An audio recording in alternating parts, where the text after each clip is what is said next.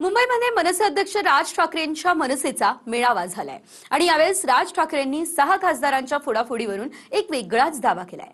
फुटलेले खासदार भाजपमध्ये न जाता शिंदेंच्या शिवसेनेमध्ये का गेले, यामागे शहांची 2029 ची तयारी आहे असं राज ठाकरे म्हणाले. 2029 ची ही अमित शाह स्वतःची तयारी करतायत. उद्धव ठाकरेंचे फुटलेले खासदार शिंदेंकडेच का गेले, भाजपत का नाही, असा प्रश्न करून राज ठाकरेंनी केंद्रीय गृहमंत्री अमित शहांकडे बोट दाखवलंय. शहा 2029 साठी स्वतःच पंतप्रधान पदाची तयारी करत असल्याचं राज ठाकरेंनी म्हटलंय. भाजपात अंतर्गत वादाचा ज्वालामुखी असल्याचा दावाही राज ठाकरेंनी केलाय. शिवसेनेचे 6 खासदार हे भारतीय जनता पक्षामध्ये न जाता शिंदेंकडे का गेले, म्हणजे वरती केंद्रामध्ये काय नेमकं राजकारण सुरू आहे आणि 2029 ची ही अमित शाह स्वतःची तयारी करतायत. आणि त्याच्यामुळे भाजपमध्ये तर असतील, जर विरोध करणारे असतील तर बाकीचे जे सगळे गट आहेत ते बरोबर असलेले बरे, याच्यासाठीची नाही तर 6 भाजपमध्ये जाऊ शकले असते. ज्याला म्हणतो ना, एक वाद, ज्वालामुखी, त्रास, असा जो गोंधळ सगळा जो आहे ना, हा या देशापेक्षा भारतीय जनता पक्षात जास्ती आहे. इतकं आतून सगळं त्यांच्याकडे पण पेटलेलं आहे. आता फक्त नरेंद्र मोदी आहेत, एक तिकडे एक मॅग्नेट आहे, त्याच्यामुळे सगळं शांत आहे. काही जण म्हणतात वर्षभरात काही गोंधळ निर्माण होतील, केंद्रातही होतील, देशभरातही होतील, बघू. पण मला असं वाटतं की तुम्ही तयारीत असणं गरजेचं आहे.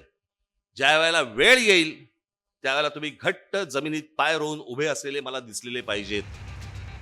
भाजपात अंतर्गत वाद असल्याचं सांगून राज ठाकरेंनी नव्या चर्चेला हवा दिली आहे आणि त्यावरून भाजपच्या नवनाथ बन यांनी राज ठाकरेंना भाजपची विचारधारा कळालेली नसल्याचं म्हटलंय. आपल्या पक्षाकडे थोडंसं लक्ष द्यावं. मुळामध्ये आपल्या भाषणाचे मुद्दे संपल्यानंतर अमितभाई शहा यांचं नाव घेतलं की हेडलाईन होते, म्हणून कदाचित अमितभाईंवर अशा पद्धतीची टीका राज ठाकरे यांच्याकडनं केली असेल. परंतु सन्माननीय राज ठाकरे यांना एकच विनंती आहे की आपल्याला भारतीय जनता पार्टीची विचारधारा अद्याप कळलेली नाही.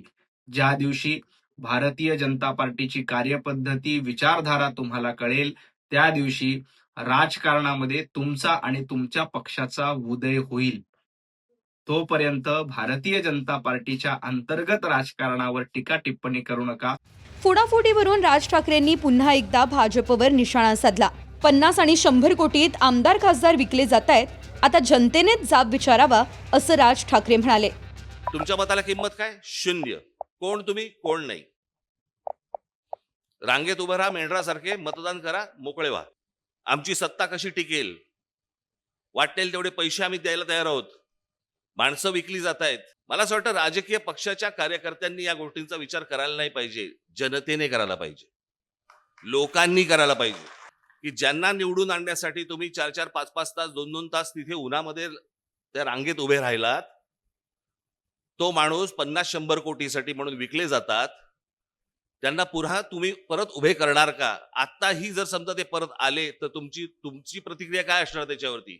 जेव्हा 6 मनसेचे नगरसेवक जेव्हा उद्धव ठाकरेंकडे गेले त्यावेळी आणि त्याच्यानंतर ते मग परत उद्धव ठाकरेंबरोबर एकत्र निवडणूक देखील लढली, तर आता त्यावेळी त्यांनी हा निर्णय का घेतला? आणि राज ठाकरेजींचं मी भाषण काही पूर्ण ऐकलेलं नाही आहे, तुमच्या माध्यमातून मला समजतंय, परंतु तो प्रश्न तेव्हाही त्यांनी उद्धव ठाकरे यांना विचारायला पाहिजे होता. उद्धव ठाकरेंच्या 9 पैकी 6 खासदारांनी ठाकरेंची साथ सोडण्याचा निर्णय केला. ऑपरेशन करायला वाघाचं काळीज लागतं असं शिंदे एक दिवस आधी त्यांच्या वर्धापन दिनाच्या कार्यक्रमात म्हणाले.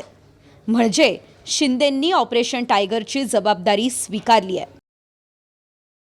आज हे भारतीय जनता पक्षाकडनं सुरू आहे, उद्या दुसऱ्या पक्षांकडनं सुरू होईल, काही दुसऱ्या इतर पक्षांकडनं ह्याच्या अगोदर पण झालेलं आहे. याला निवडणूक म्हणणार? आम्ही बसलो असताना मी म्हटलं बरं झालं चला आपले खासदार निवडून आले. निवृत्ती बाबर, TV9 मराठी, मुंबई.